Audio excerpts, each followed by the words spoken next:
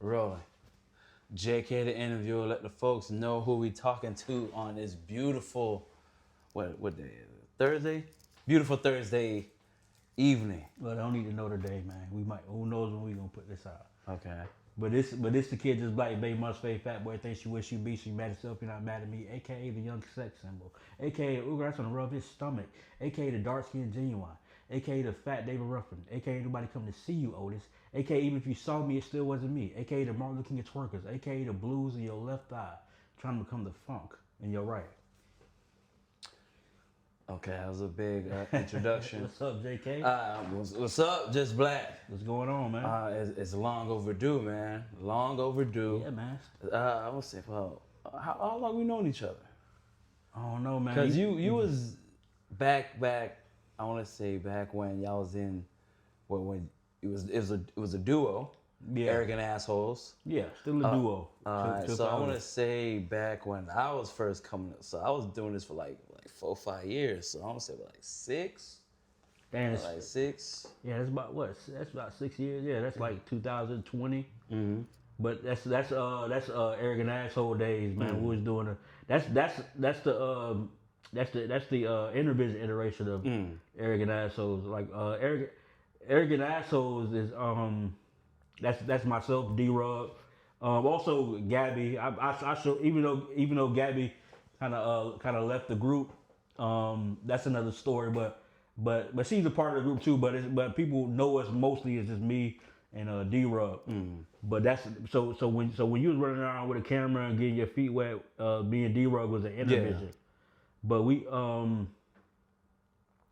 well let me start from the beginning then.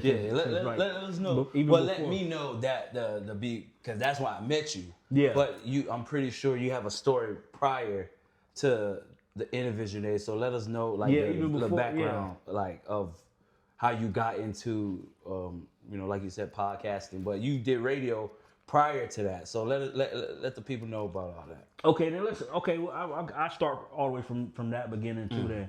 So I started. Well, growing up, I always was like a funny guy, and I did poetry. I did poetry when it wasn't cool, and running around doing poetry and just being funny, and the people knew me for like having like just a personality as a kid. Okay.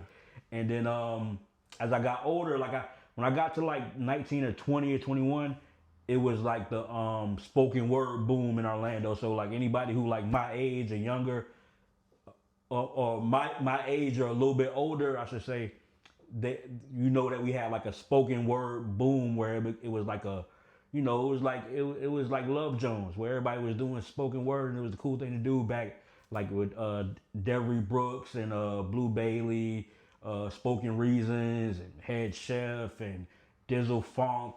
A lot of people like who come from that realm, like doing spoken word and hitting those open mics. Even like Will Mills. Like I remember Will Mills when he was a teacher. Like now he's a headliner tour comedian and a star online. Yeah, I seen him on Vlad too. He was on Vlad. Yeah. So that's so we come up from that time, like Loud Art Gallery. Okay, so like Cafe real like throwback. Type so vibe.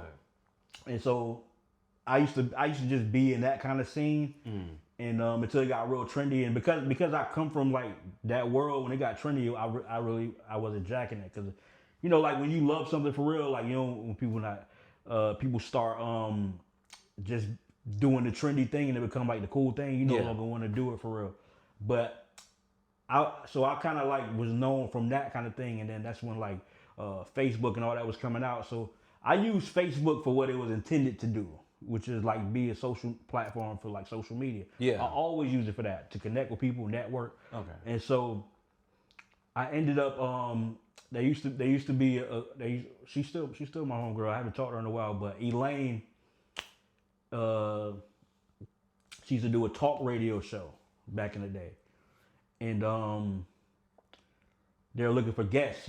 So she used to do a talk radio show. It was Elaine, this ex undercover cop named he went by Fee at the time, and then DJ Nolan.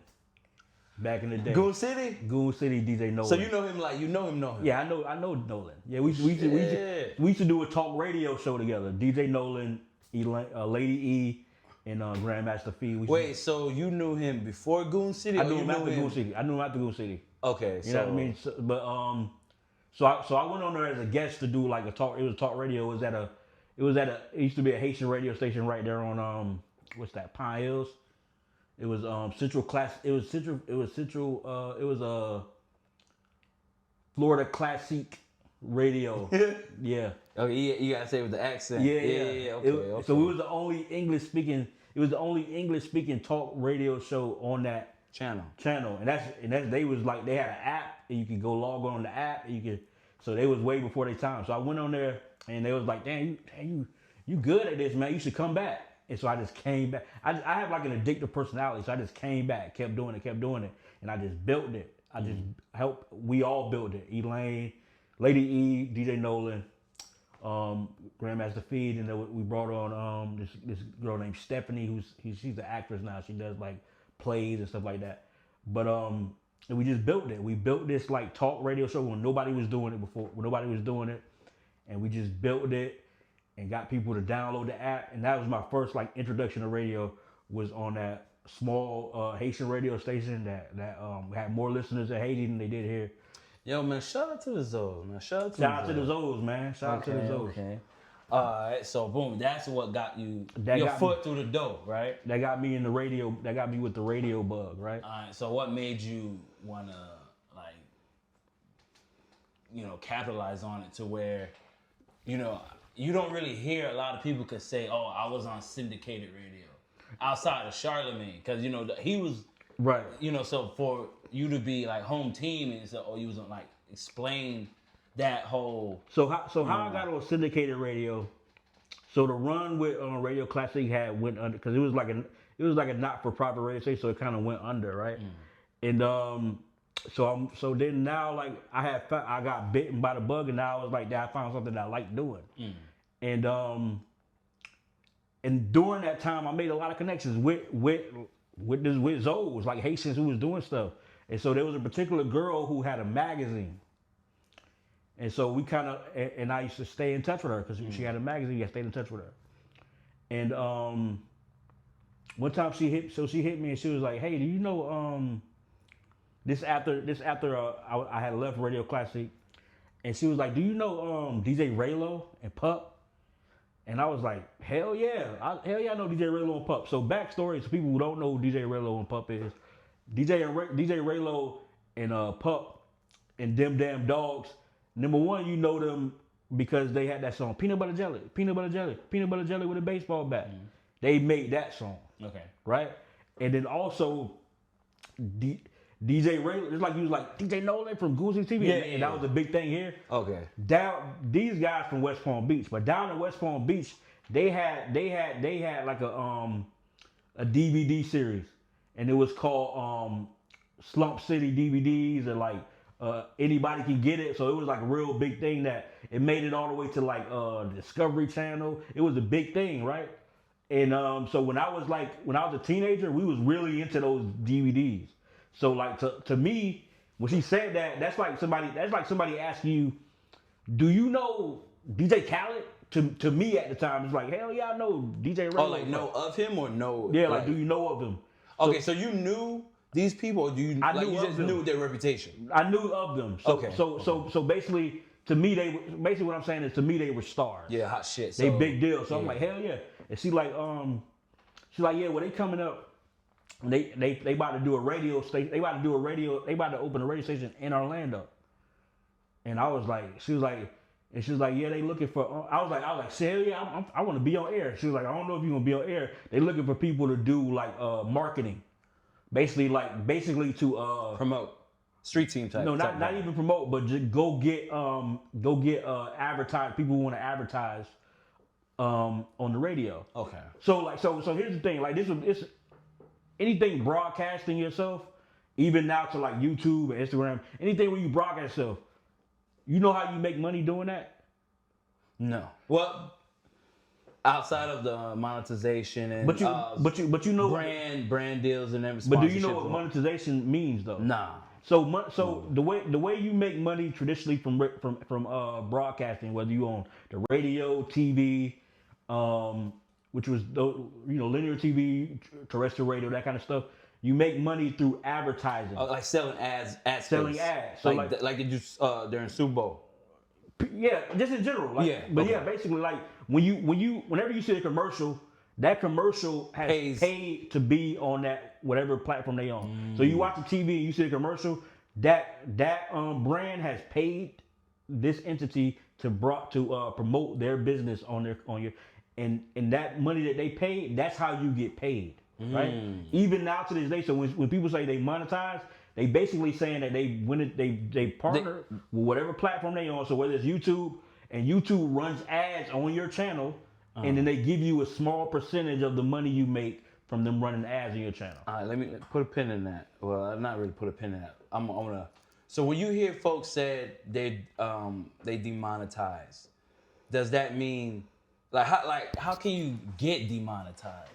So that's a good question. So demonetize. So like I said, the way you make money is advertisers pay you to advertise on your platform, right? So if if I'm a company and I say I'm going to advertise on I'm going to advertise on JK the Interviews platform. Yes. And I'm Disney. Disney want to advertise, and they pay you to advertise. So now you guys are partners. You represent Disney. You represent Disney. So if you do something that Disney doesn't agree with, basically like if you curse in or you show pornography, whatever you do, and they decide, hey, that's not somebody I want to do business with, and then they say we ain't advertising in your space no more. We're not paying you to have us advertise in your space. So when somebody says they get demonetized, it basically they lose their partner, right? And so can you have more than one partner theoretically? Or is it just like you can only have one type of whatever? So I ask you this: when you monetized on YouTube, who's your partner? YouTube, right? So.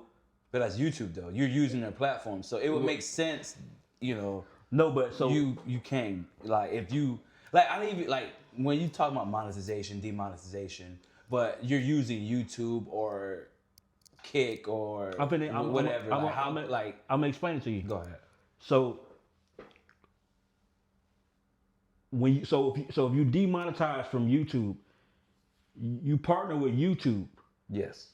YouTube is paying you from who they're partnered with or the advertising dollars.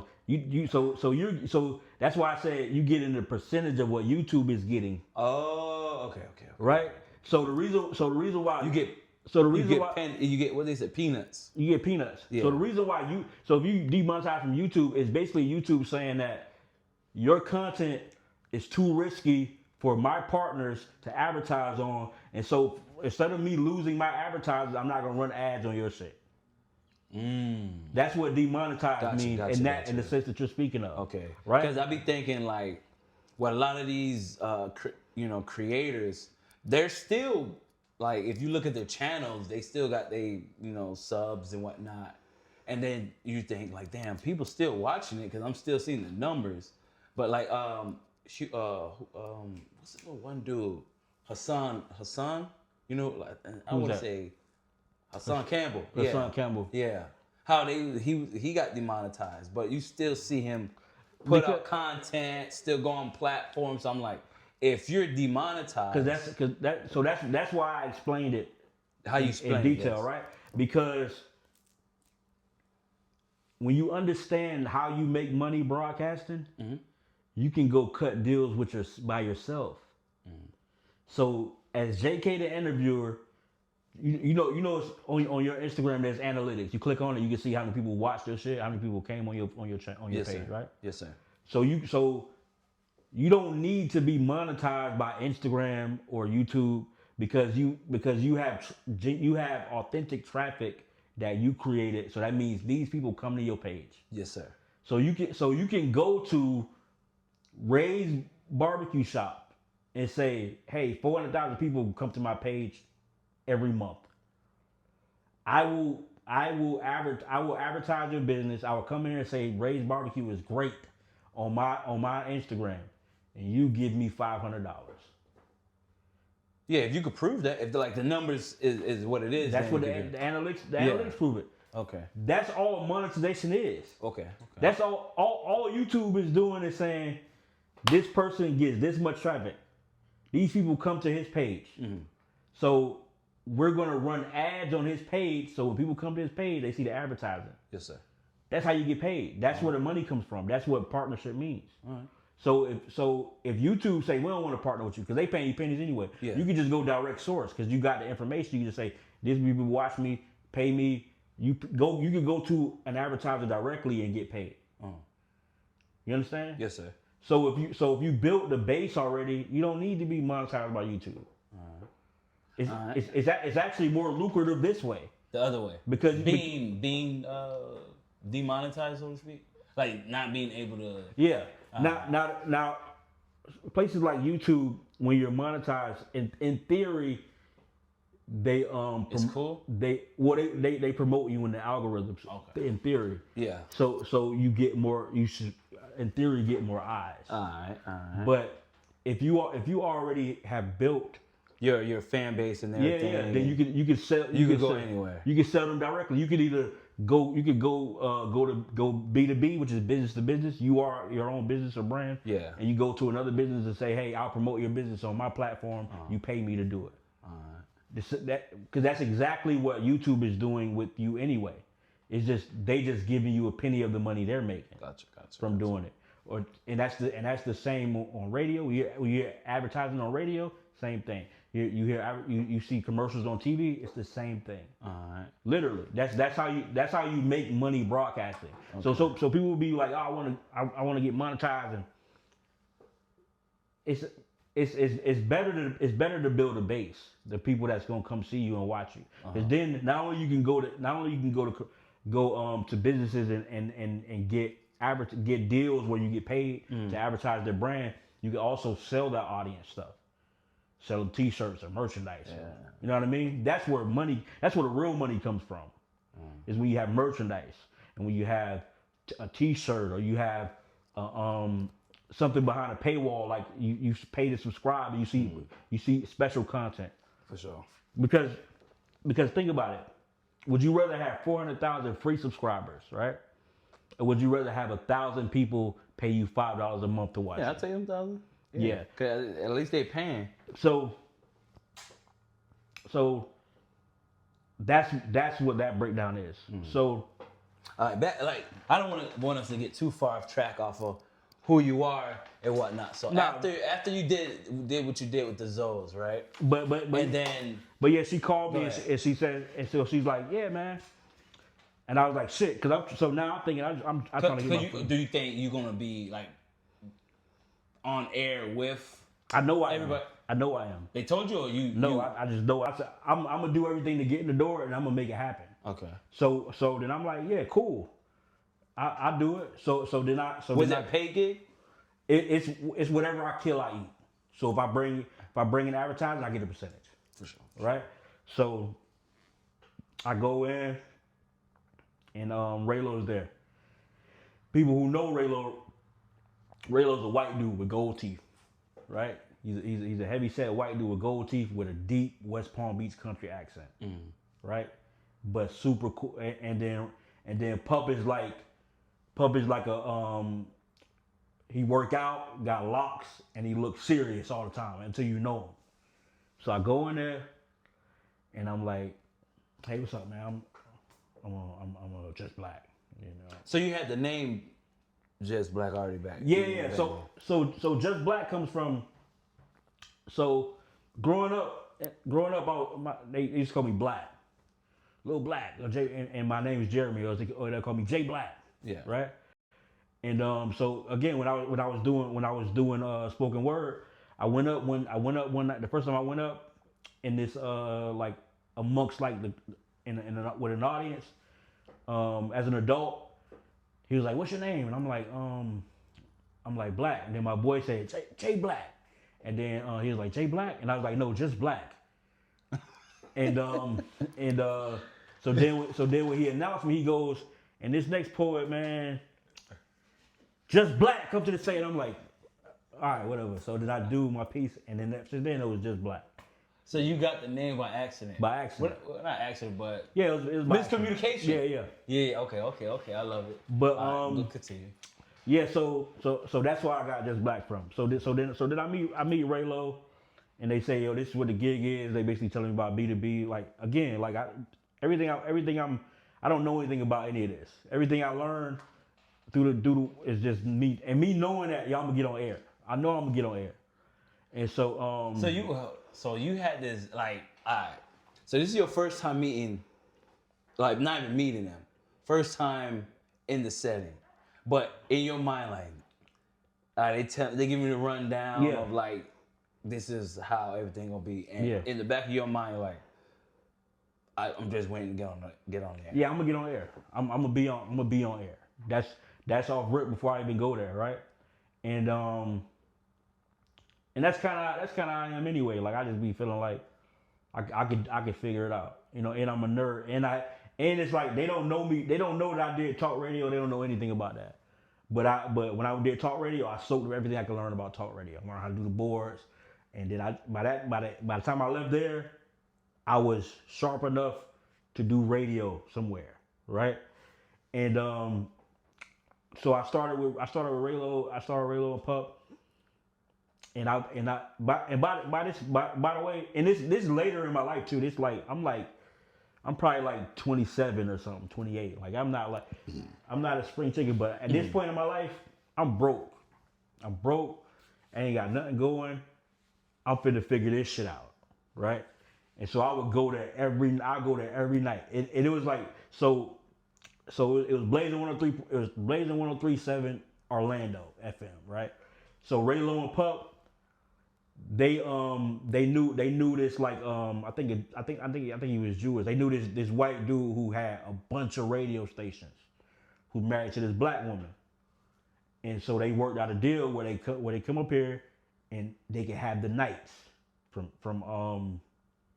I think from 7 p.m. until 3 a.m. They can have the nights on this radio station, and from that time it's Blazing 103.7. We do hip hop. And then anytime after that, or every day before that, until 7 p.m., it was like gospel music, right? But this guy had like he had like 9 stations, 12. He had like 12 stations. They had access to 9 of them. So from 7 to 3 a.m., they did hip hop on 9 different stations. That's syndication. That's syndicated. Basically, when you on different stations and you get airplay, syndication, right? And hold on, before you go too far, explain syndication to the people who don't know. Syndication just means that your content or what you broadcasting is licensed on multiple stations linearly, right? So that's like your TV show. Like let's when they say syndication, when they're talking about a TV show, they saying like Martin is syndicated because it can be licensed, even though it was a Fox Fox platform. Got you. It can be licensed to NBC or Netflix, whoever want to use it. They could, yeah, but you pay them, right? So would that go into the same realm as publishing for like people who do music, or no? It's a lot like because that. of the licensing. Right. It's a lot. It's in the same realm as far as licensing goes. You basically allowing somebody to use your content or your product, and they pay you to use it. And in most cases they don't own it, but they pay you for exclusive use, or they pay you to use it.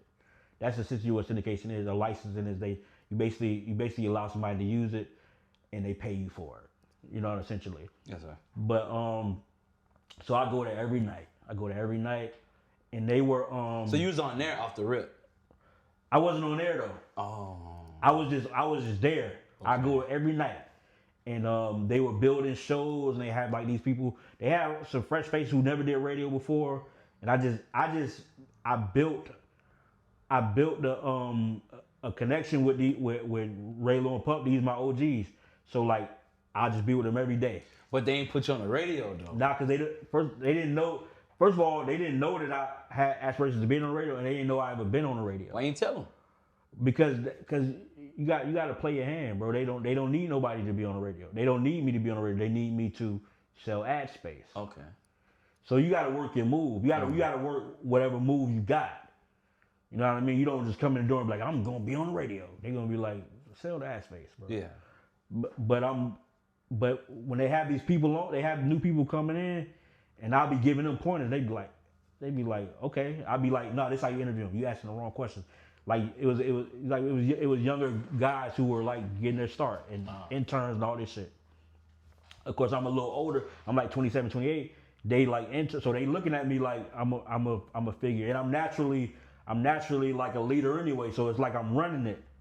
So then they like one time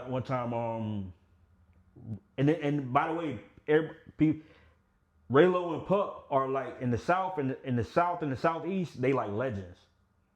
Raylo, Pupp, and it was DJ Win who came up too. Mm-hmm. So like you ever heard like old me say like DJ Win, and then they had DJ Raylo, and they really just assembled whoever they knew. They come through this. So they had Baby Lack and DJ Raylo, and these people coming. They were building something, big disco, and I just be there every day, talking to, making relationships, building and talking. And just hanging around, waiting for my moment for somebody to be like, you get on the mic, right? Which eventually is what happened. But they like hood legends. So when artists would come into town, like Mello and them would bring in Lucci, Win knew Lucci. So Lucci would come and we'll interview Lucci. Okay, for the people who don't know, like give us a good a year, like when like a time frame.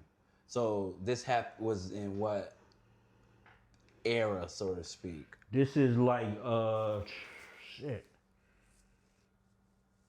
This is because you already gave us like when you first came up in like 27, 28.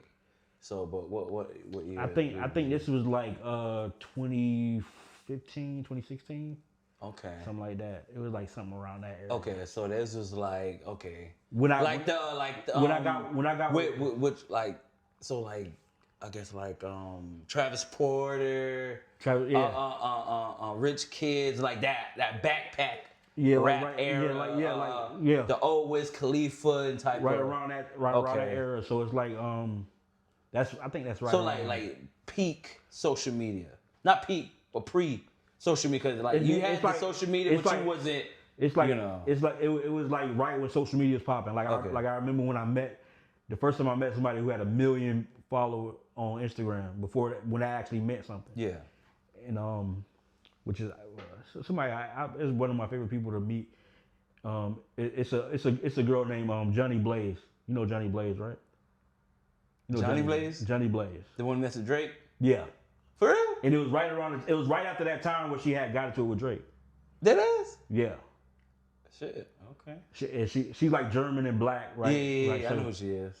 Yeah, I seen her. I seen the videos and whatnot. Yes, that's like. So you met her pre scandal era. It was it was right around the Drake scandal shit. Okay. And that was like the first person. That was like the first person I think I interviewed by myself.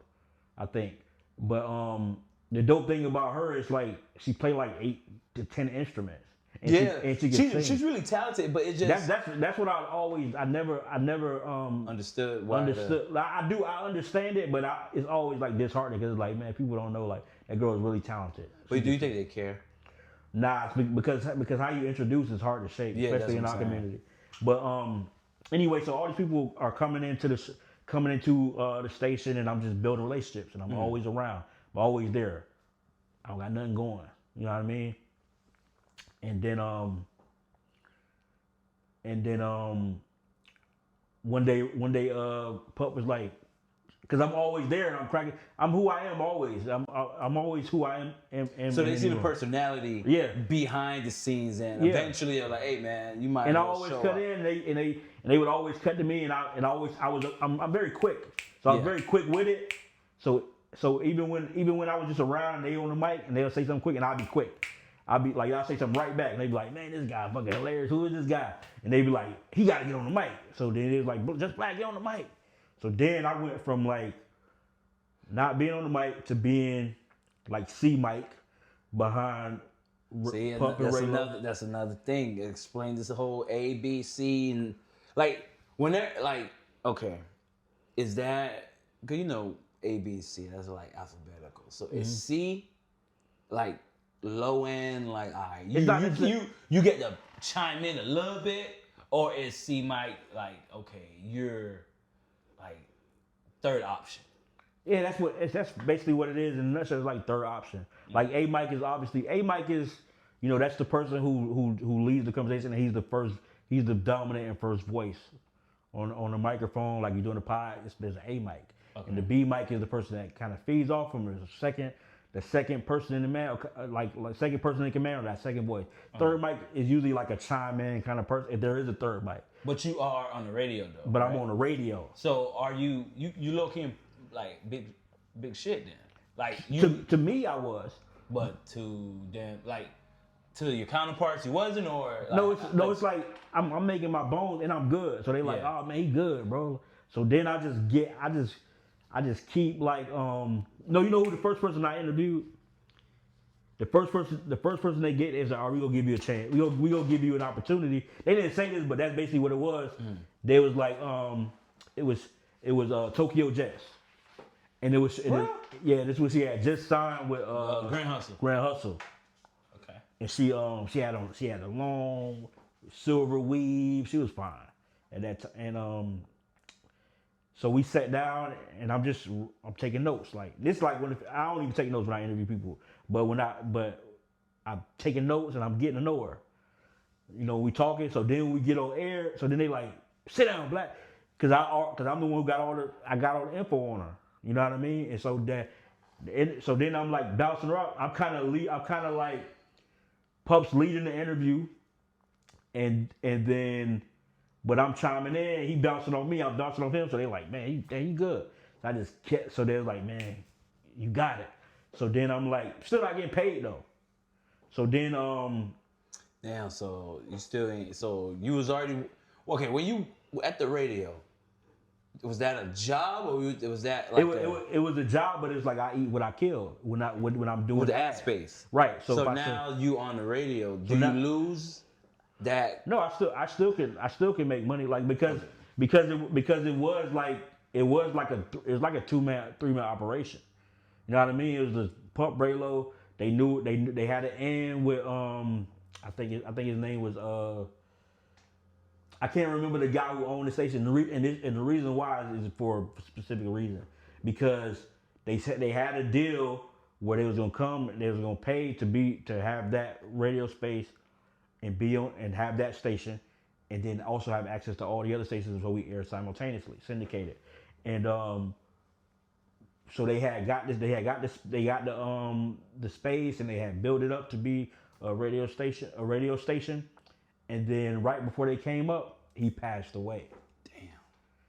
And so the wife said, "Nah." No, that's actually not what happened. The wife was a black lady. Yeah. And like I said, he owned a few stations. Yeah, he owned like 11. You had access to 9. Oh, he owned 12. You had access to 9. One thing about power. There's two things that sit at the top in power in this entire world. It's media and money. That's why there's only I think it's like I'm flubbing, but just think about what I'm saying as in principle more than what I'm actually saying, so because the numbers I may fluff, but I think there's like seven conglomerates that own every TV station. Nobody else. So they have the power. They control the narrative. Yeah. So exactly. So the powers that be don't want no black lady owning all those radio stations. So she sold it. She didn't sell it, but you could tell that, at least from my vantage point, you could tell that she was being sabotaged in a lot of ways. Damn. Right? But so they still came up after he passed. They had a deal in place. They still came up, and that's how I met them. If they didn't never came out, I never would have met them. But yeah, so I'm moving and grooving. I'm still, so by this point, I'm up there, and then like I got a key to the place. So then I became like the station manager. And I had a key, and I was on air every night, 7 to 3 a.m. But not getting paid. I was making money. Okay. And I ain't gonna say that part because it's some shit. It don't matter. Yeah. Anyway, it don't matter. They not in radio no more. Anyway. But it don't matter. Yeah. But I'll say it because I think people know this. Maybe people don't know this, but it's ways you can make money on radio. I mean, is that the payola thing? Yeah. Oh yeah. Yeah. Like it's ways that you can work your move, right? Yeah. Because I also was doing that too on the side before I even got on air. Is that like basically you tell people, hey man, you throw me this and I'll play your song or whatever. Kind of. So I created a couple things. First of all, a part of like selling ad space, I also had what I call like packages, like promo packages. So if you was like a rapper, I could set you up with a promo package. You get an interview, and you get some airplay, like a package. Like it's like it's the way you word it where it's not illegal, but it's still illegal. It's just, but that's another story, right? So I was making money selling packages, and then I created this thing called Slang It or Bang It. So like I play your song, and then people will call in and say, "Yes, bang that shit or slang that shit." Yeah. And I charge people to get on that shit, and then I kind of cheat the numbers too. So I just have people call up. I'll have people call up and say, "Yeah, slang it, bang that shit, man." Yeah. Whatever. So I had Slang It or Bang It. So I was getting some money. You was eating. Yeah, I was getting money. But but I'm also building a rapport. I'm honing my skills. I'm getting chops, and I'm running the place because everybody else younger than me. And so I'm there, and I had a key. I had a code to the place. I'm running this place right within like 3 months. Holy shit! Right, because I had no other choice. And then I was like, I think at that time I was homeless, so I slept there. Like I ended up being homeless in between that. You know what I mean? Because like I said, I ain't had nothing going. I was broke. And I was sleeping. I don't even think they knew I was sleeping. Well, it's funny because they did. It's funny because it's cameras. You left your socks. No, it's cameras all over it. So so one time, but they ain't never check you on it. No, they never said nothing about it until like the end when the station folded. And that's another story too. But when the station folded. Poe was like, man, I know you was living here, man. There's cameras all over this place. But shout out to Pupp and Raylo. They taught me a lot. Yeah. They taught me a lot through osmosis though. Meaning like you don't always have to tell somebody the game. You just gotta exude it and then people yeah. So it's a lot of they taught me a lot about networking. They taught me a lot about being innovative and just going the extra mile to make shit happen because we are a boutique radio station to the point where like one time I was talking to Loose Cannon Takeoff and he was like, yeah, you was on that underground radio station, man. I remember, man, people love that shit in jail. And I wanted to tell, I never told him, but it wasn't an underground station. It was on the same airwaves as the Beat and all that shit. Which is partly why we ended up disbanding because they like bigger. Yeah, and the thing about this is the thing about competition. When you're as big as the Beat, which is owned by Clear Channel or iHeartMedia, iHeartMedia is Clear Channel, it's like whatever. just radio jargon, I guess. But so is that like what Power 105? And, yeah. And like how they got their thing going on, like now Ebro and yeah. But it's that's even different because they kind of like both kind of like superpowers and Hot was it. But we was like a boutique little station, basically independent. And the thing about competition, when it comes to like a big giant and you being a small fry, it's not about competing with them. It's not about like they number one, you number two. It's about providing parity, meaning like basically, meaning in this sense when I say parity, I mean like you don't mean like the comical parody. Nah, parody just means like a juxtaposition or like a contrast. Yeah, you know what I mean. It just means like a it's in this sense. Is it like options? You can say options. That's a good way to put it. But and this so if you the big thing, if there's anybody that starts to be on the radar, you smush them before they get big, so you don't have competition, right? So that's what they did. Essentially, that's essentially what happened, and it was like because we started to like get people that couldn't get. No, we got contact. No, we got contacted by the FCC. Hey, you guys cursing, you guys, or the songs you playing are not edited. Like FCC started to hit us to the point where FCC is like send us a letter like, hey, if there's one more, if you curse one more time, they basically telling the owner of the station because if you own like 9 stations, you're not supposed to own a bunch of radio stations too. That's like you're not supposed to monopolize media, which is why it's funny why there's 7 different companies who own just all the media. But if she lose one station, she lose them all. So she had to get rid of y'all before this. Yeah, so she like, I ain't finna lose all my shit because of y'all. Like, so y'all just be clean. And but y'all wasn't going for it. No, we was going for it. It's hard. We was live, and so it was like sometimes y'all got caught up in the moment. And they're like, damn. Nah, the last thing that happened, which was the last straw, it was like it's a guy. He's called Promo Vatican. He's kind of like a known. At least back then, he was a known like. He was big in promo in the South, in South Florida. I thought he was gonna say promo and something else. I was like, no, he's like I think he's like a white. His name he went by Promo Vatican. So like he know about promo. So like we told him before we start, like, hey, no cursing. Be very clean. We live.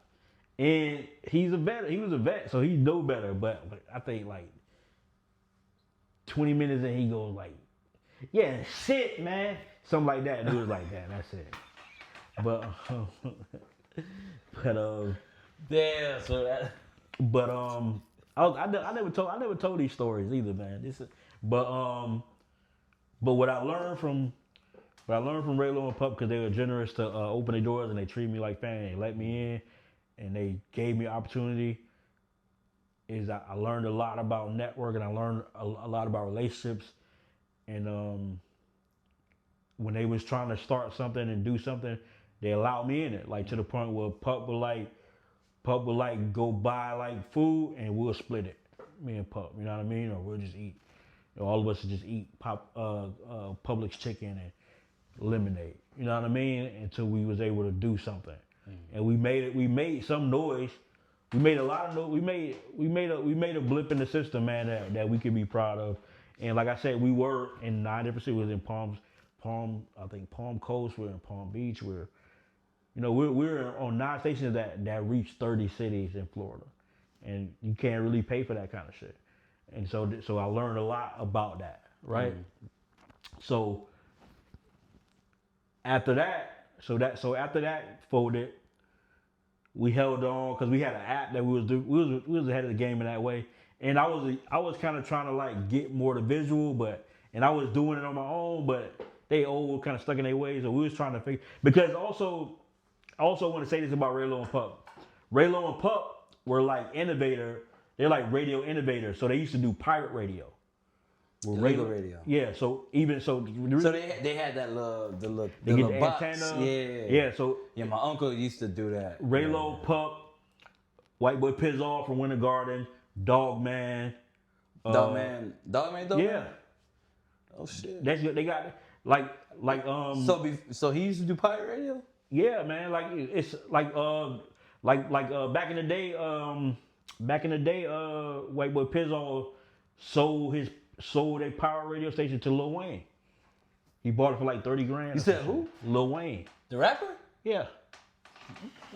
That's who you should interview White Boy Pizzo. He got a lot of I thought you interview Lil Wayne. I said, man. No, White Boy Pizzo, he got a lot of great stories. But yeah, they used to do pirate radio, so they legends in that field too. So they kind of just took like the pirate radio thing and did it like on mainstream. Okay. So we try to like transition, but after a while, it's hard to, when you're not on air. It's hard to kind of, even though we could have, but things weren't like it is now. Where you could broadcast, so we probably could have took it to the next level. Honestly, like now, with the connections they had at the time, who knows what we would have did. But after that, now I'm back to like, damn, what's next? Like, what the fuck am I gonna do now? Right? And is this where you meet Ruggs? So I was trying to figure out what's my next move, and I had met Rugg. Where did I meet Rugg? Okay, so I met Rugg because I developed this TV show with where I was developing a TV show with Show Shada who does he did the show game show. Jackson? Yeah. Yeah, you know. Okay, go ahead. So we game show, and he had a partner that his partner was Jay Buddy. Okay. Was from around my way, from Eatonville, and I'm from like Chocolate City, so right by Eatonville. So I had an idea. I said we should do a show because at the time J Rat used to live he used to live in this house in Eatonville, and it was kind of like a beat up. It was like a beat up little house. It looked like a slavery house, and the back porch looked crazy, right? So I was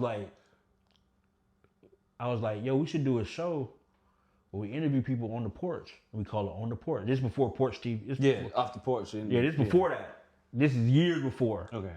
And it's called we call it Porch Life TV. We interview people, and we did Young BB, we did Pig the Gemini. Like if you go on Pig the Gemini's page, and she's performing Coop Got Wing on the porch, and it's me there, like pretending to be like an old man interviewing her, and she's singing Coop Got Wing. That shit got like 20,000 views. Back then that meant something. Yeah. But so we did this show called Porch Life, and one of the guys we interviewed, so we did interview me. So like I wasn't doing the interviews though. Some of them I did, but then we needed an interviewer, and then the game show was like, I know this dude, D-Rug,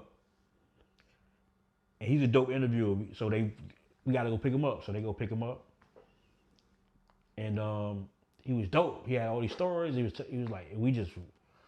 So this is when he was still doing his little rapping shit. Well, not shit, but still rapping. He was rapping, but D-Rug is also. He a comedian. Wait. Before he was a comedian. So what phase? He was. So D-Rug, so maybe a lot of people don't realize this, but D-Rug was literally the first person doing online interviews. You get what I'm saying? He was the first person on YouTube doing online interviews, where he go interview people, go to like these events or wherever they at, and they interview all the celebrities, Lil Duval, shit like that. It was on a thing called Mad Face TV. Okay. So that's why that's why Rugg is like a dynamic interviewer, because he been doing it. He know what to do. Much celebrities. So we did Porch Life, and we didn't get much traction with that, and we just that's a long story, but bless their heart, it was something cool that somebody else did better than us eventually. But years ago, I had an idea called Porch Light TV, and we tried to execute that. But that's where I met Rugg. So everything happened for a reason.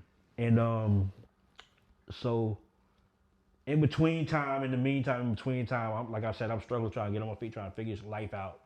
And I'm living with a bitch I don't want to live with. He lived with a bitch he don't want to live with. And just randomly out of the blue, he called me. He said, hey, I'm already thinking like I need to do a podcast. And for some reason, he called me out the blue. Mind you, we weren't friends, and we didn't hang out. We didn't exchange numbers. We just met each other at that time, and we clicked.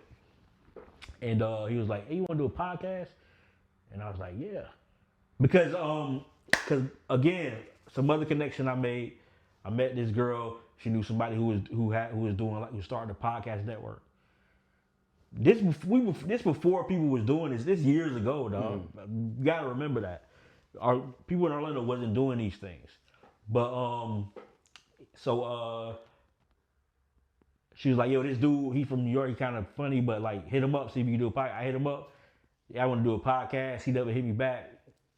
He was funny style, but I guess Rug also knew him, and he had hit Rug to do a podcast, and Rug was like, "Man, I gotta do it. I'm just gonna see if Black want to do it. I can do it with him." And so he hit me and said, "You want to do a podcast?" And I said, "Hell yeah, man. I've been thinking about what I want to do, man." I said, "Meet me such and such tomorrow, and we'll talk about it." So and I'm gonna think of some names, right? And I thought, and I was writing down names. Right, this right around the time it's like when Brilliant Idiot was just starting, or maybe like a few years they was in. And so I was thinking of names, and the first name I wrote down was Arrogant Asshole, because it was kind of like Brilliant Idiot, but Arrogant Assholes, and it was like both A's. So if you look it up, it'll be AA. Like I thought I mapped it out, and I wrote a few other ones, but that was the first one I wrote. So when he came, we talked about. I said, "Yo, this is what we're gonna do. We're gonna pull everybody that we know, every favorite we know, and we're gonna interview them one at a time." And he was like, "Cool." And I was like, "These are the names. I got these names." And he was like, "Arrogant Asshole. I love that one. That's the one we're gonna do." And I was like, "Shit, that's okay. That's what we're gonna do." So everything that we talked about that day, we did that first year. And we just asked everybody we could possibly ask, like every favor we could ask for people in Orlando that would do an interview. So we did Tony Boy. We did Menace, who used to Menace. She used to work at Black Ink Orlando. She pierced my nose. Yeah, that's my dog. Yeah. That's my dog. Just favors, dog. The cougar, yeah. Just favors, my dog. I follow her. Menace, Granddaddy South, Trap, who owned Black Ink Orlando. Was KT a favorite, or was that like a legit guess? KT was, because I remember, because I think that was my first time. Like, you gotta understand, KT was years after this. Oh, so this is years. This we moved to Intervision, but the first person we started this with somebody else. Wow, it's okay. This is throwback though. Yeah, so we just again, nobody was doing this, so it was fresh and new.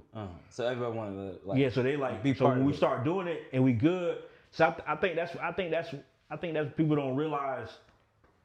That's why it's good for me to like tell the story, because people don't realize, like, because everybody saw us do it and they decided we could do that too. Yeah. But they don't realize that no. Rug is a professional interviewer. I'm a professional interviewer. I did radio. We both funny. He's starting to do comedy. This is why it works for us. Yeah, that's why it works. Just because you can do it, don't mean everybody should do it. Yeah, right. So we did that for a while, and then I was like, we need a girl. I know how I want this to look. So then we get a girl, you know what I mean? And shout out to Gabby. You know, we fell out. That didn't work out, but we did Arrogant Assholes with Gabby for years, 2-3 years. You know what I mean?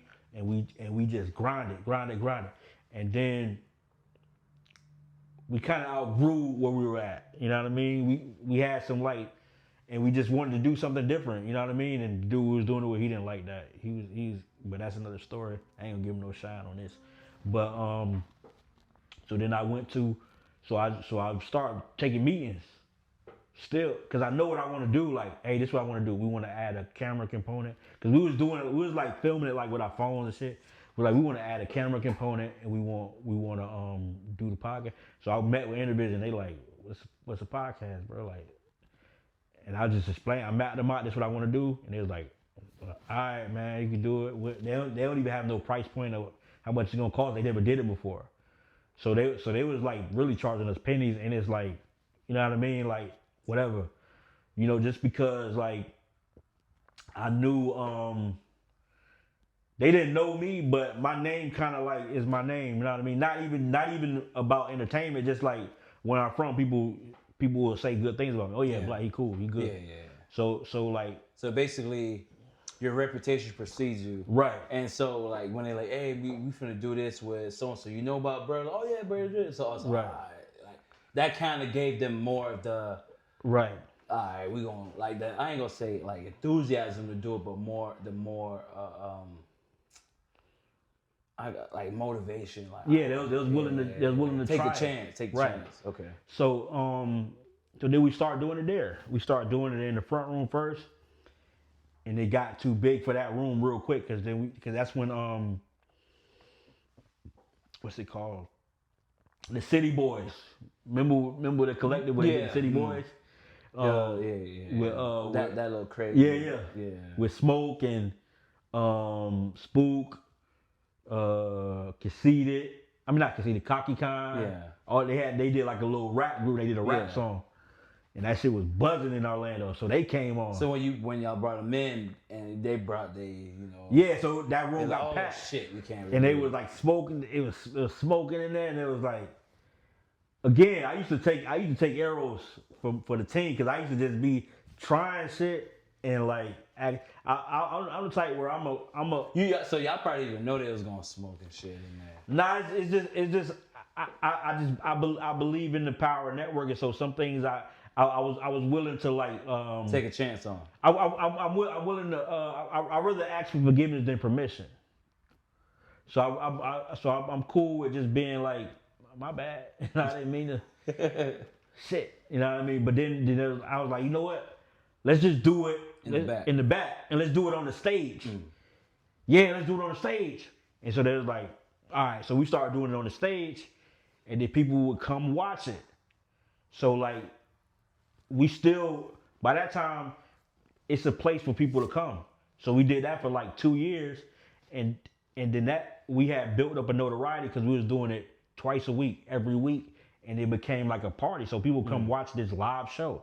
It was like a live show because we quick on our feet, we improv, we interviewing, we just funny, and like people was like, damn. And then it became something to do. Yeah, like, it became something to do. You finna go to the intervention and watch. Okay. And it was free, and then people would come like bring food, and somebody like my dude Dallas came and started making food every time, like tacos and shit, and it became like that thing. So then that's how we got KT, and Chris Johnson came, and all these people came because we had just built a notoriety, and people started to come. So that's so by the time you came, the first time you met us, we was kind of like well oiled, you know what I mean, and then people was kind of catching on.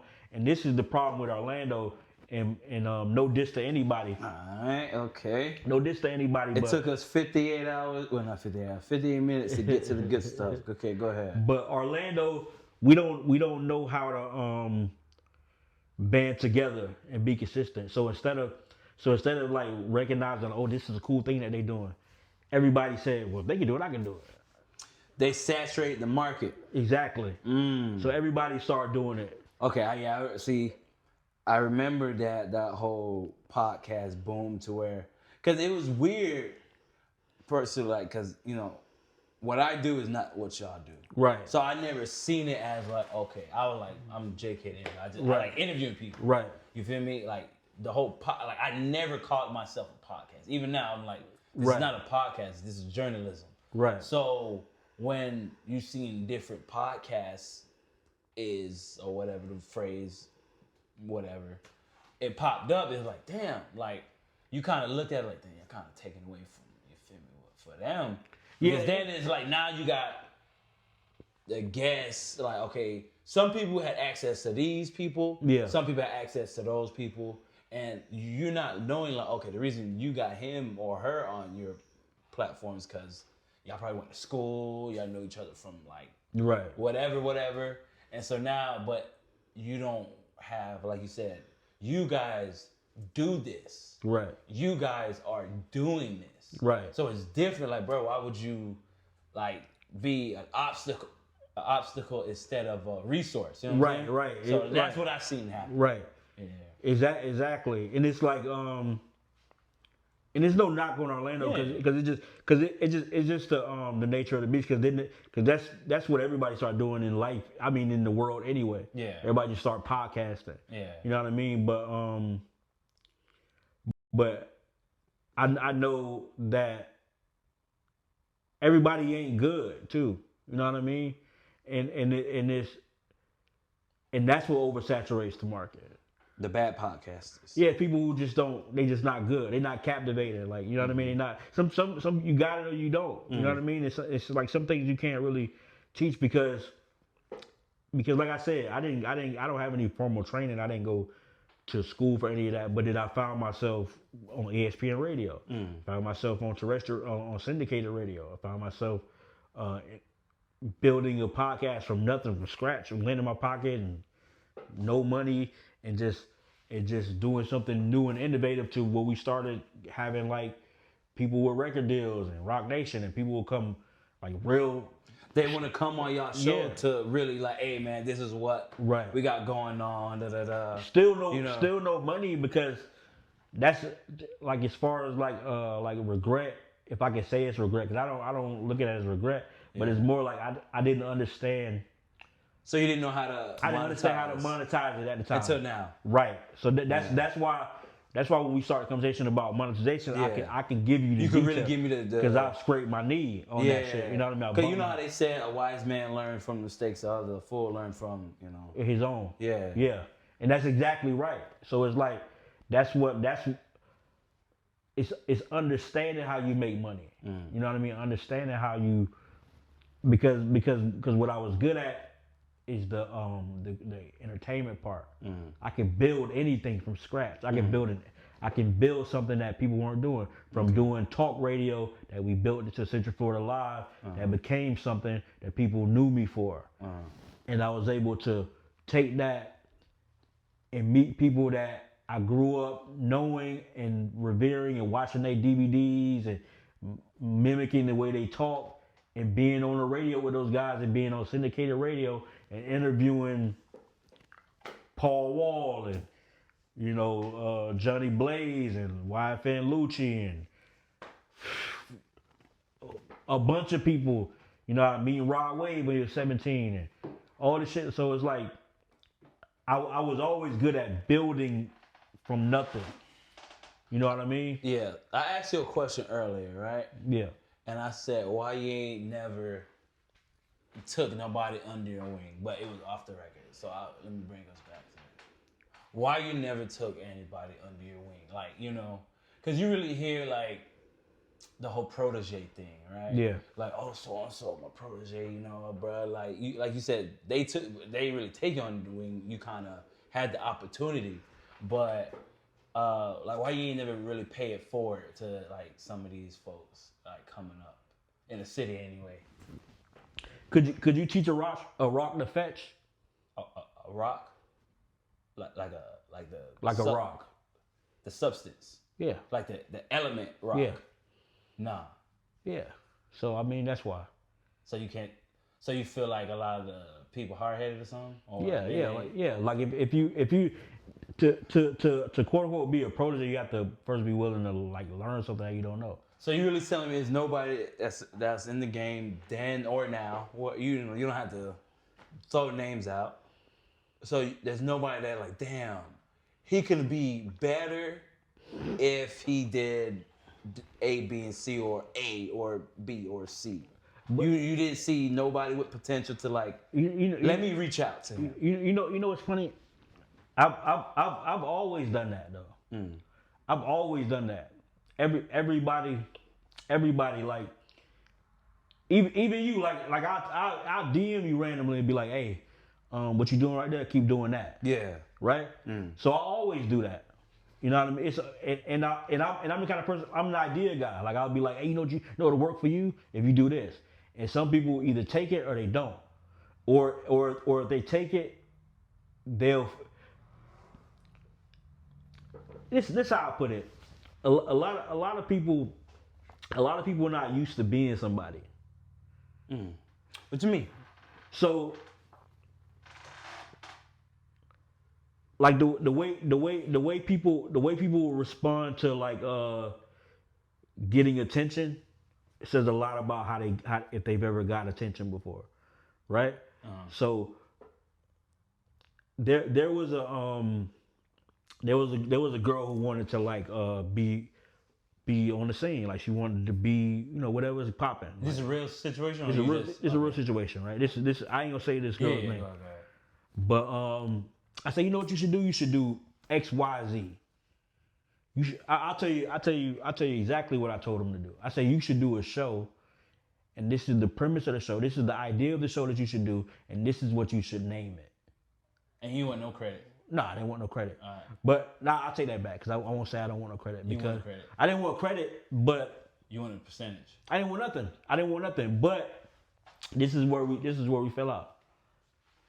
So she started to do what I told her to do. Yep. Named it what I told her to name it. Yep. And it started to kind of work. Yep. And so then she had me on that show.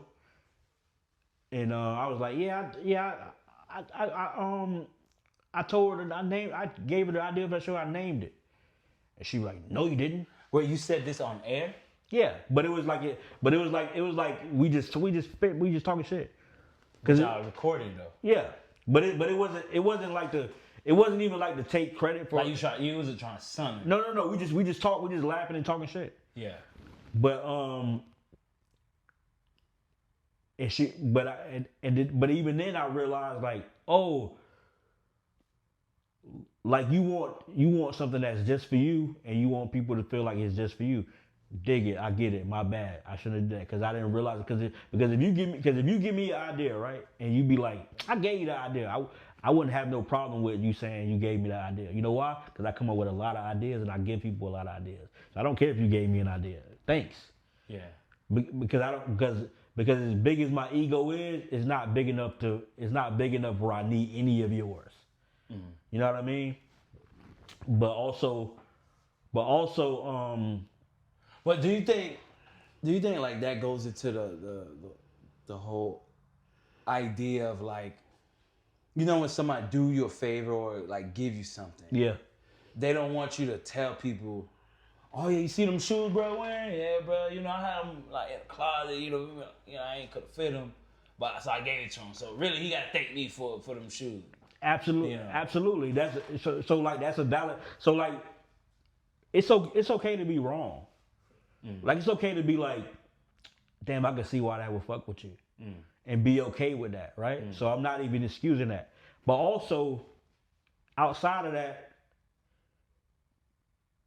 she kept doing the show and then she stopped doing it, and this is where she just randomly stopped. Or like, did she have like, oh, this is my I ain't gonna say season finale because I don't really know. No, she didn't even do that. She just stopped doing them, but it's for this reason though. And it's what we talked about off air. Yeah. People don't. If you don't instantly make money doing it, you're gonna lose. Then you're just gonna be like, nah, I don't want to do this shit. When you realize there's work involved with doing this shit, you stop doing it, unless you really love to do it. So a lot of people. So I said both of those stories to say this. A lot of people's motivation is to like be famous. That's not my motivation. My motivation is just creative outlet. I'm just good at it. You know what I mean? So I'll sing and dance in front of 2 people, and I sing and dance in front of 30 people. Not literally sing and dance. I can't sing nor dance. But what I'm saying is, this shit that I do that people, this engaging, captivating thing that I do that people like or enjoy, I don't do it because I want to like be rich and famous. If it happens and that's a byproduct of it, great. But this is something I've always done. So like, some people's motivation for doing it is to be rich and famous, and if your motivation is to be rich and nothing else, like you don't have a love for it, then you'll be lazy with it. You know what's crazy that you said that? See, you said something earlier. We talked about Young Boy, right? Yeah. I read an article. I don't know if it was an article. It's on Instagram. But they asked him about his when he first started doing music. Yeah. Right. And they said when he was doing like during the 38 Baby era, like he said that he was at his happiest because he was just, you know, making music. Yeah. But he said once it started becoming a job, yeah, and like, you know, like he was working, yeah, he's starting to hate it. But I feel like when it became a job, that's what brought to the YouTube. Yeah. What he's like, you said, the most streamed or popular. Yeah, most for 7 years. Yeah. So, like, do you feel like that's where a lot of people kind of like their motivation kind of the first, like even with the like, you know, let's remove the podcast about it because, you know, we know like people burn out all the time. Yeah. But when it comes to entertainment, the entertainment space, now you got some people that do it and they blow up, and then they still do it for a good couple of years, then they just fall off. Is it because it became a job, or they got the money and like you said, like, or they didn't get the money, or they got a messed up deal, and then they like, I ain't trying to do this no more. Yeah, I think you're the most creative when you're broke. Mm. And not only that, you're the most creative when being broke doesn't interfere with anything in your life. Meaning, you had the most fun when you didn't know what a bill was when you were 12, and you playing basketball for 8 hours, right? Or you playing football, whatever you were doing. That's when you are the most creative. Is when the only thing you need to breathe is to be creative. That's all you need. Mm-hmm. I just need to get up and do something that's creative. When you get things from that, then you get distracted by the things. So when you make money from it, you get distracted by the money. If you start to get like attention from women, you get distracted by the attention from women. If you start to get like celebrity attention from people in general, you get distracted. So when your only attention is to be creative, that's when you're the most creative, because nothing else matters. You understand? So you either and the only way you gonna lose that lust for creativity is when you get money or you need money. You understand? Mm-hmm. So when you need money, then you got to focus on how you gonna get that money. And this creative shit ain't get me no money, so let me go do whatever it is that's gonna get me money. So, but what if that whole you need the money thing is the drive? Like you got some artists that said, "Oh man, you know, I was working a dead end job and I was broke and my mama needed something, so I had to get out and get it. So I went to the studio." Granted, if that's a fictitious storyline, hey, good job, you know, whatever. But if that's really what it is, that need for money can't always be a bad thing. I'm not saying that it's a bad thing. The thing is when you if your drive is money, there's nothing wrong with that being your drive. The thing is once you get the money, what's next? Then what's your drive? Because you got the money now. Yeah, because you still got to drive, right? Yeah. You still have to have a drive. But you got to keep the money.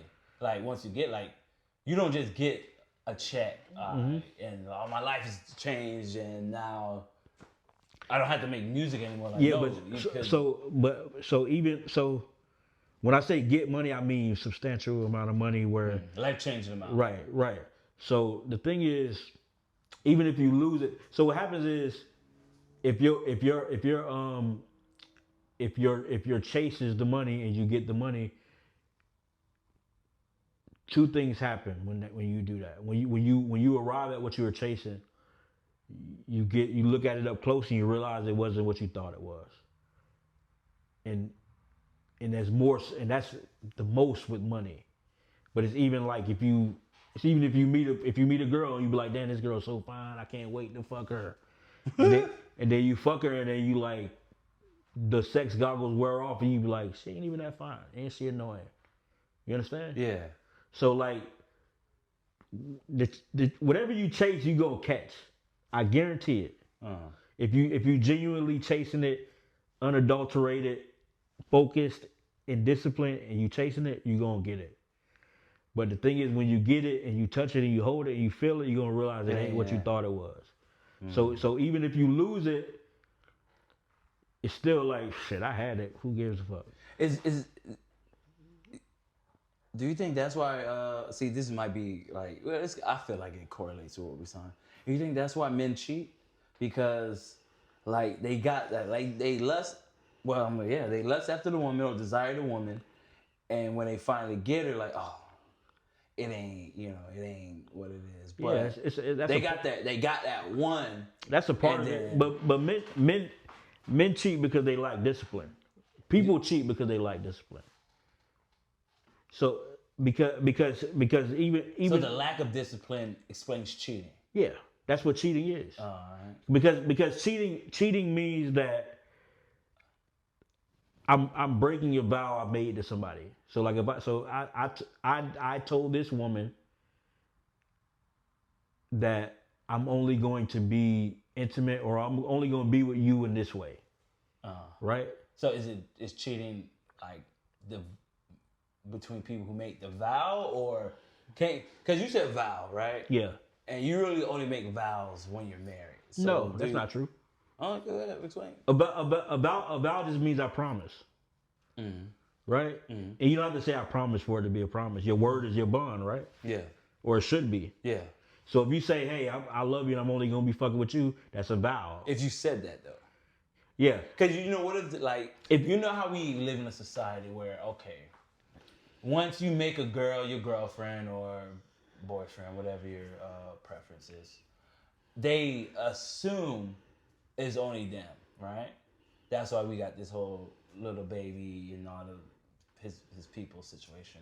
I guess they was under the impression they was the only one, or it was their turn or whatever. But you said, okay, it's a lack of discipline, right? And then you also, before that, it's like, when you never had nothing, whatever, or you lusted after something. So if you paid, you know who Lil Baby is, right? Yeah, of course. No, but you know how you said you don't really listen to him. Yeah. But in his earlier career, he was open about his his desire to be with Jada, second baby mama. But fast forward now, you see him really like kind of embarrassing her, right? So what do you attribute that to? Him not, because he came from prison before he became this big rapper. So you could say he never really had the women, but they said he was in the streets, and we all know what comes with the streets, the women and whatnot. Yeah. So, but now it's like, okay, he got the money, he got the celebrity, he has, I guess, the women, but if you look at what's going on, it's like, damn, like, because I made a post, I think it was on Facebook. I said,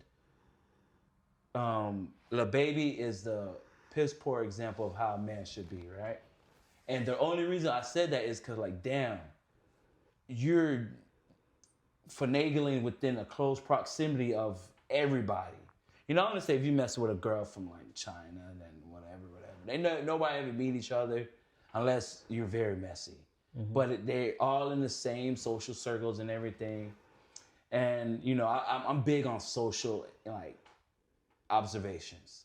So like, what would you like give that situation if you as far as Lil Baby and Baby Mama? Like what's going not even just the Baby Mama, like sleep with Ari, then supposedly he slept with the friend, and then these other women, they say he pays for them to leave. Yeah, but I mean, the reality is, you get what you are at the time you are that thing. You get the mirror of what you get, the mirror energy that you giving off, right? So all these people you naming and these situations you naming, they were kind of out for the same thing. What you mean, money? Not even money. Fame? Like what? Meaning they wanted something superficial from whoever. Like so Lil Baby's baby mom, she wanted to have a baby with a rich young man. You talking about the first one or the second one? Both of them. Okay. That's what they both wanted. He was somebody getting fast money. Yeah.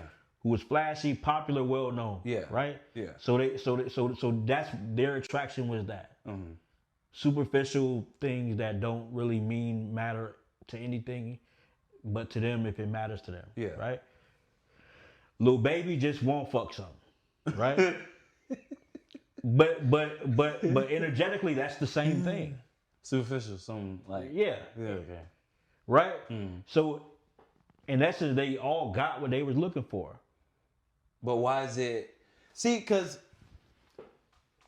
like that's like if you want a car, right? Mm-hmm. And you've been saving up for a car, and you finally get the car, but then you gut it. You feel me? Like, man, you burn the tires out, you blow the engine. But I'm like, damn, you said you wanted this car, but you mistreated this car. Just because you want something don't mean you value it. Mm. Like that doesn't mean you value it because you want it. So you saying he doesn't value none of the women he sleeps with? Yeah, or he might not value himself. They don't value him either. Outside of the money. Yeah. Yeah. So energetically, you get what you are at the time you are that thing. So if you don't value yourself, or the person that you're attempting to get with or be with, you want them for an ulterior motive, or you want them for a reason that is superficial or is leverage based, right? Mm-hmm. You got something I want, so I'm gonna fuck with you, and vice versa. That means y'all both got exactly what y'all was looking for. Nobody did nothing to nobody, cause y'all was just giving each other the same energy y'all was putting off on yourself. So is he not wrong for sleeping with like women within the close proximity? It's not about wrong. Well, morally wrong. Based off of lack of discipline. I mean, because you let's keep it real. You always hear it's plenty of fish in the sea, right? Mm-hmm. So you don't have to sleep with your brother's ex-girlfriend, or you don't have to sleep with your best friend's sister. You know, it's other people out there. Yeah, so, but that's. I mean, you thinking real linear or very surface level. What do you mean? You thinking like that's a sister, so you shouldn't sleep with her, or that you know this person. On some, I would have never sleep with my partner's sister, and that's fair. That's admirable, right? But just speaking of these people that you're talking about in this situation, they all vibrating the same. Mm-hmm. They all in the same energetic frequency. They all think, feel, move the same. You talking about the celebrity people? We ain't talking about like. Yeah, just that dish that you're talking about. Okay. Like this group of people that you're talking about. Mm. Think about the things that they value, what they want, what they like, what they need in their life. It's all the same, all leverage, superficial shit. Whatever my pussy can get, all this leverage, all the superficial shit. My money can get all the pussy. It's the same game. But isn't the what they call it, the sex industry, adult entertainment industry, whatever, like the whole is it? Can we say prostitution? Like is it a bar word? I don't know. Selling the vagina. Yeah. Sex work. Sex. There you go. Sex workers. Mm-hmm. But we all know that's biblical. It's been going on back in the day, right? So if you already know she's there for the money. He's there for the pleasure, right? Yeah. And that's days old thing. Yeah. Like, how can we look down on it? You know what I'm saying? Like, I mean, if women knowing like, damn, like, I don't have all the talent. You know, I'm not the smartest, but I'm the prettiest, and I know men want to sleep with me. Yeah. I can't, like. If we're going based off of like a little bit of what you said, you are what you are, but at the time you get it or something. Yeah, but it's the problem. The problem isn't the act. Yeah, the problem isn't if that's how you get down. That's how you get down. The problem is we try to mix the two. So we try to mix leverage with love, and they don't mix. Oh shit. So what you're talking about is leverage. Okay. You got this, I got this. Let's trade. Like barter, right? And so these things have nothing to do with morals. It's just leverage and love. So you want to be in love, or you want to leverage what you got to get what you want. Because you can't do both, and you can't cry foul. You understand? Mm-hmm. You can't be like you can't. Hey, I want to just love you, and you love me, and let the chips fall where they may. We can figure this thing out together. And you say, cool, let's do that. I'm with it.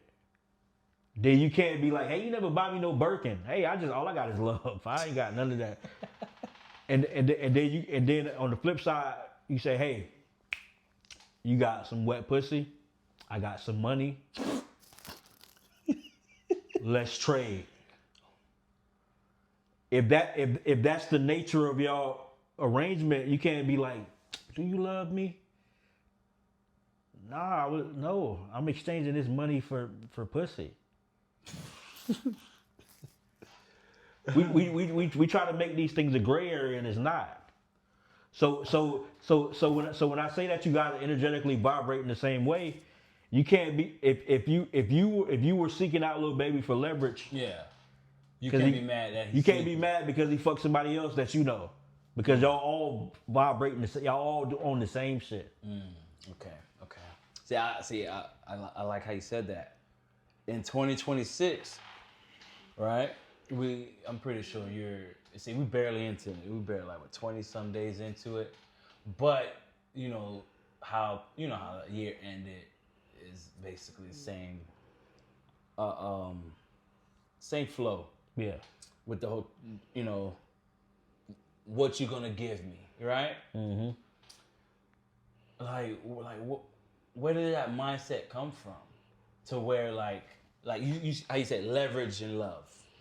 Like now I honestly I don't really like, you hear the whole men are choosing to be single, right? And then you have the women like, oh, I want a man that does A, B, and C, but they don't even have an alphabet, right? Mm-hmm. But you ask for A, B, and C. Like, then if you have no alphabets, but you want an A, B, and C, like, what's the fair?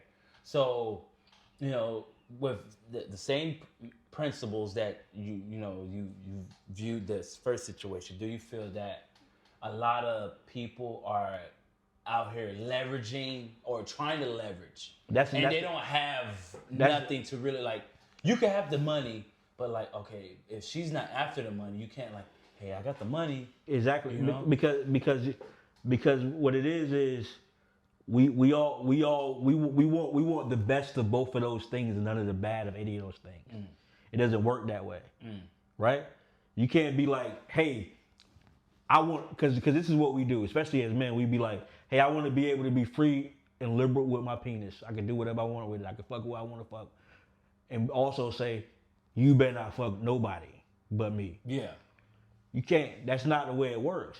I think we try to be like, oh, it's a double standard. It's like you literally can't ask of someone something that you won't allow them to ask of you. You understand? A good guy, Just in general. Because you can't, like, I'm pretty sure, like, especially if you're, into this, like, the street life, right? Yeah. They got like 3-4 chicks on the side, but let your man try to holler, oh my God, I deal with what I'm like, but he fucks me. So you telling me you ain't gonna mess with him, and you just try to fight 2 of his bitches the other day? You know what the disconnect between men and women, especially with women. When I say that you get who you are at the time you are that thing, we think that it looks the same, right? Mm-hmm. So if I'm a woman who lacks discipline, I'm going to attract a man who lacks discipline, right? Okay. But his lack of discipline, it may show itself in infidelity or cheating. My lack of discipline may show itself in not being able to control my emotions or regulate my emotions. It's the same non-discipline. It just shows itself in a different way, but it's the exact mirror image of what's going on. See, the thing is, women put the cheating higher than their non-discipline. What is the female non-discipline?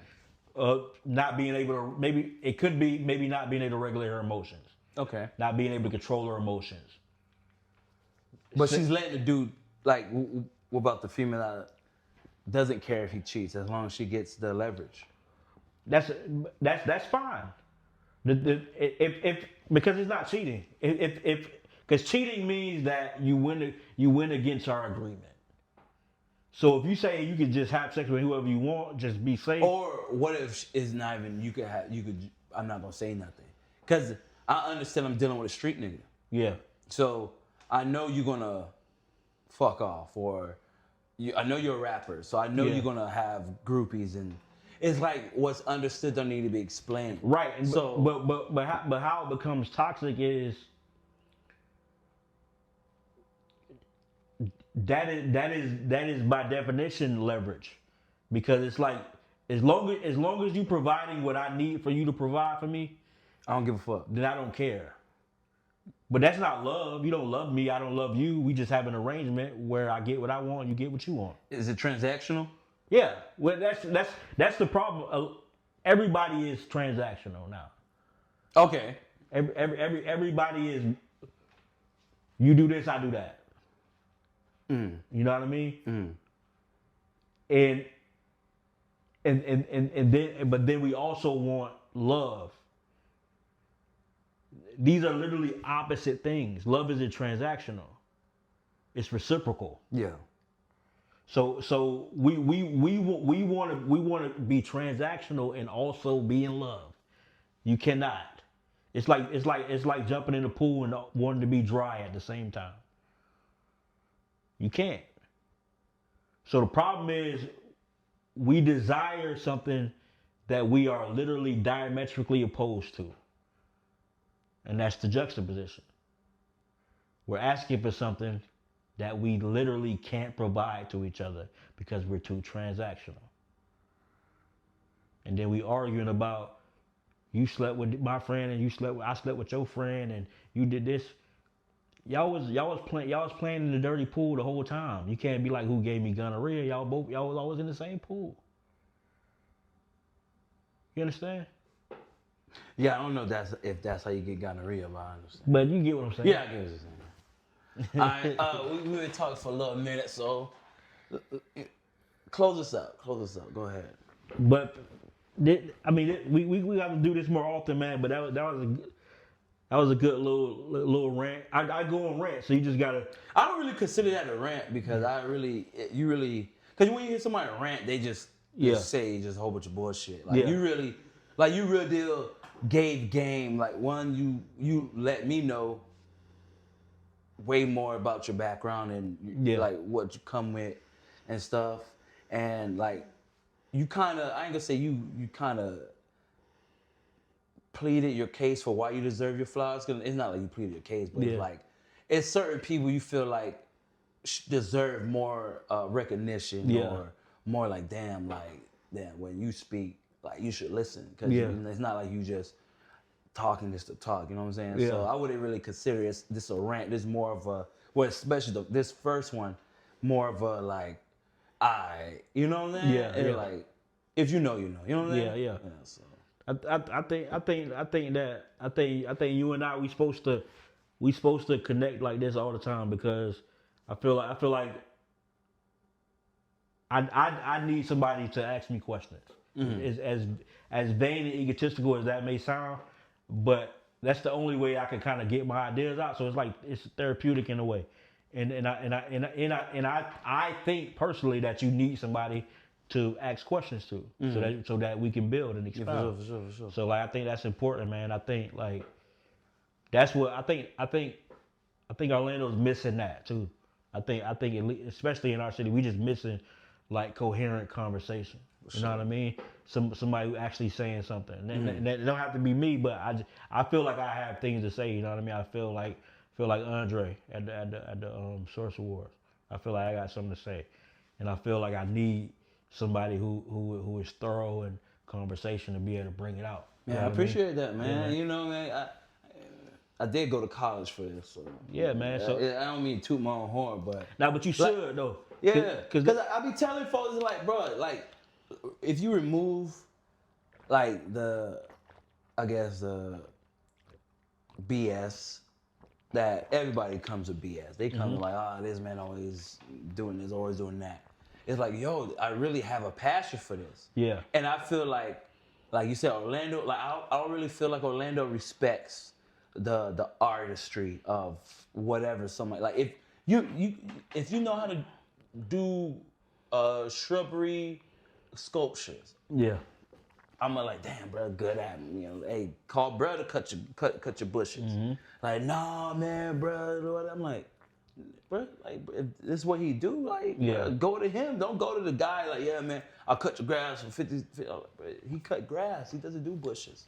Yeah, but he got sheared, so you think he's gonna? What I realized to that though is we got to start thinking about we got to think bigger than Orlando. So like so essentially we just have to we can't invite everybody to the party, but just party with everybody that's invited, and don't worry about who didn't come. For sure. You know what I mean? But yeah, man. Hey man, so boom. Y'all heard it first. JK the interviewer, Jus'BLACk. Let's do it. Hey man, another one coming soon, very soon. Let's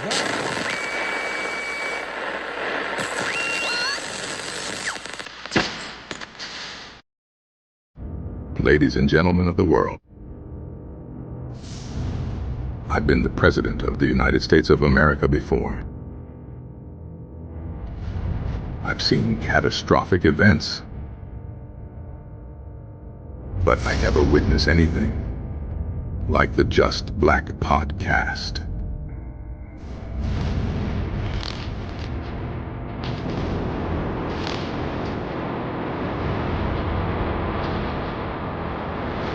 Why? Culturally, these are fucking poison to the culture. That's hater shit, bro. That's hater shit.